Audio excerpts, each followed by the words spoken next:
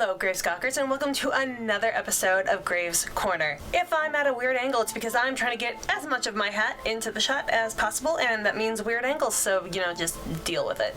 Today's episode is going to be a little shorter and snappier than the previous episode because the previous episode was like 40 minutes long and I talked about 31 different movies. And today I just want to talk about one movie and the future of the franchise. I'm talking about The Craft and The Craft Legacy. If you haven't listened to it yet, I did the Heather Loves Horror podcast, which you can find in the usual podcast places, but also she filmed it and put it on YouTube. So feel free to, go find it. I'll put a link somewhere up in this general direction. But other than me talking about myself, we also talked about the movies The Craft and The Craft Legacy. The Craft Legacy just came out at the end of October, so huge spoiler alerts because I'm going to be talking in depth about how the movie ended and where it could possibly go. So let's get into it.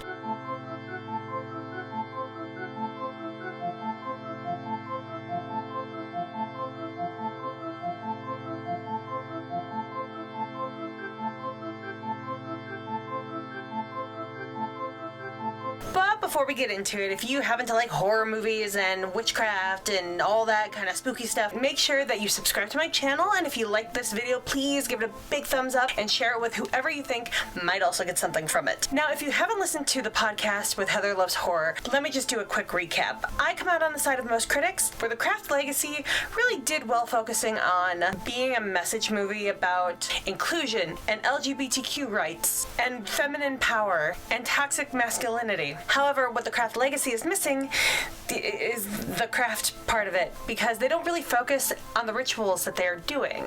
They do a couple of really big montages where you get to see the girls practicing the craft, but you never get to really see them learn it. And that was my big issue with it. Now, what I didn't talk about on the podcast is that the original craft is rated R and this craft is rated PG-13. And I think because of the way the PG-13-ness was handled, The Craft Legacy doesn't feel like it belongs in the horror genre the way the original Craft does. Because the original Craft had some really spooky moments about it, and the supposedly spooky moments in The Craft Legacy really felt like you were watching Charmed, where the girls have superpowers versus watching a movie about witches and witchcraft and the darkness and the light that comes with that, which fans of the original Craft movie were looking for. So I think a lot of us were disappointed. However, The Craft Legacy, when you take all the parts in as a whole, is actually a pretty fun movie. Now, the reason why I wanted to make a video about this is because I'm not seeing a lot of people actually talking about the future of the Craft movie franchise, other than Screen Rant. And maybe there are a few more out there and I just haven't seen them. If so, please feel free to comment down below and let me know who else I can find that I can chat with about this. Now, The Craft Legacy leaves it open for a sequel. We're reintroduced to Nancy Downs, who is still in a mental institution and probably has been there since the first Craft. But it also turns out that she's Lily, the main character's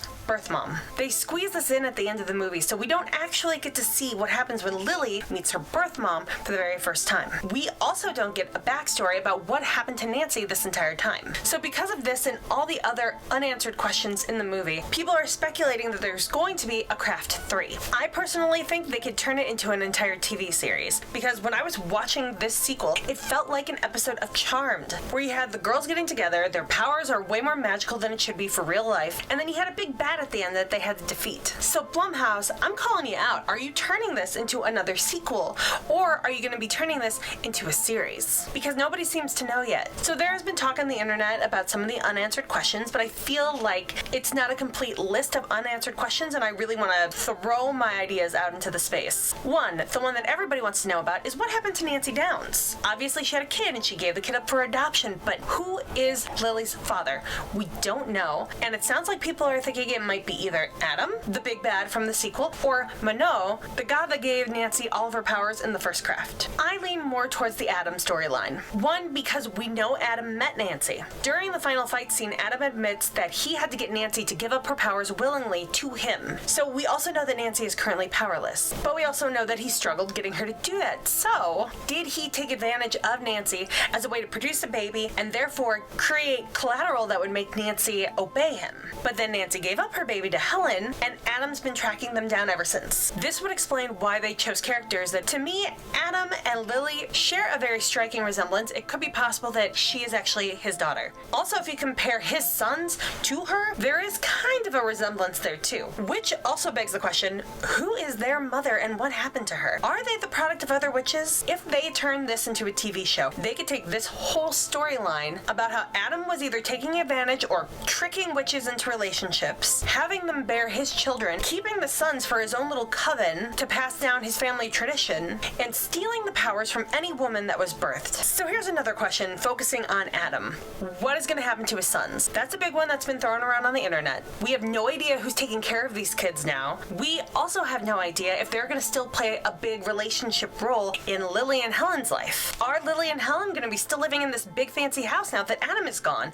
Are the cops going to wonder where Adam went? He was a semi-famous author, which also makes me wonder, how much do his sons know about their dad's past? And what about all the men that Adam went to visit across country? Was he actually going to visit these men first of all? Or was he doing more harm to other female witches? And say he was actually meeting up with men in these other countries and states. Was he actually teaching them his theories about how to be a proper man? Or was he passing on his magical legacy as a warlock to these other men? We know he has these books out, but are these books just a front for what he's actually doing?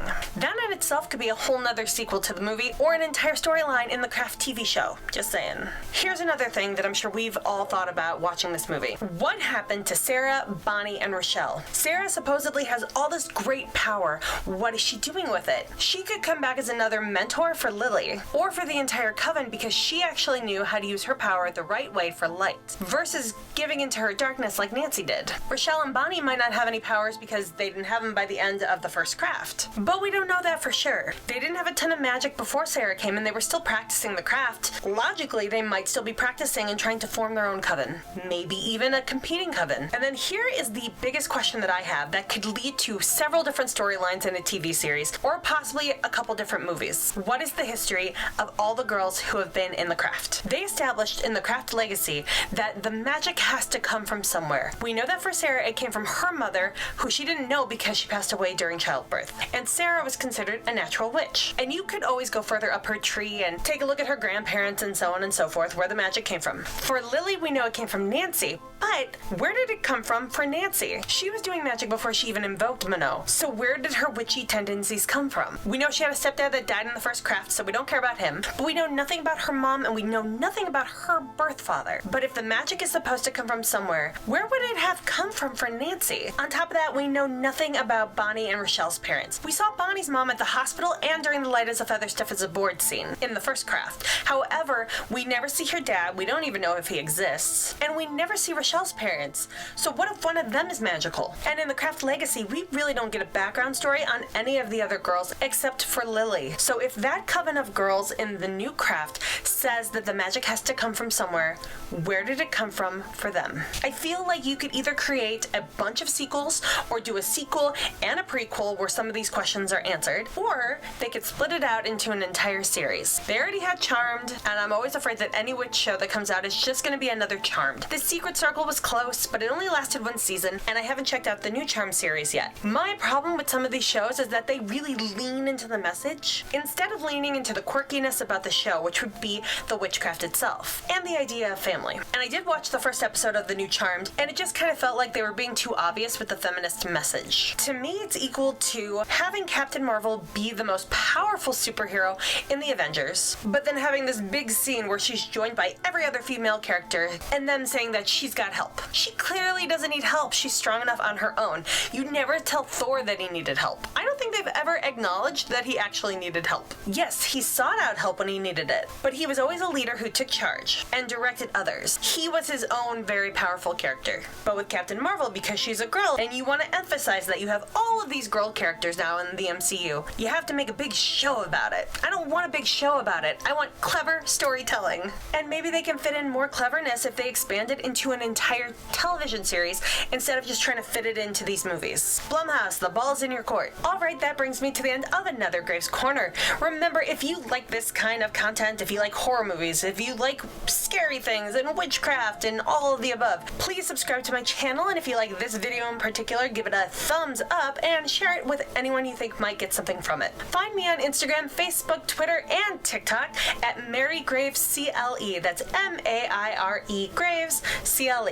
And I also have a Patreon page set up, which I have now started posting content to. So if you would like to see some exclusive content, go find me at patreon.com/MaryGraves, and every tier gets a shout out at the end of my videos, including the videos I do on Instagram. But for the most exclusive content, go take a look at tiers 2 and 3. If you haven't yet, please go check out Lego Horror Videos series Killer Clown, where I play Lucy, which is basically my personality in Lego form. Also, Heather Loves Horror and I are starting our own podcast. I don't know if there hasn't really been an official announcement for this yet, but we are working on getting that all together and recording our very first episode. I'm working on the music for that, which means there will be a new horror hymn coming just around the corner. And I am looking forward to putting more of those out too. So stay tuned, subscribe, and make sure you click that bell icon so that you get all the notifications. Alright, that's it for today. And remember, horror is just around the corner. Charlie, you gonna stick around for this? If you're gonna stick around for this, I'm gonna show you up to the camera. Hello. Hey, it's almost dinner time. Oh, are you trying to escape? Trying to escape? Oh, he's trying to escape. Oh, man. That felt good. Feel free to subscribe. Blah, blah, blah. Give this a big thumbs up. Give this, what's this? This. Give this video. We're Come on, say the words. Who is still in a menstrual institution, and all the other just say the words. And all the other unanswered questions. She could come back as another mentor. She was already doing magic before Menno ever came into her. God, that sounds wrong. Alright, that brings me to the end of another Graves Corner. Remember, give this video really every time. They'll tire themselves out. Okay. And share it with anyone you think might also enjoy it. There is no room for you over here, pup. Go downstairs. Go downstairs. Go downstairs. No room. No room at the end. Go downstairs. No room. Stop. Go downstairs. Go downstairs. No. Go downstairs. Down the stairs. He's so grumpy.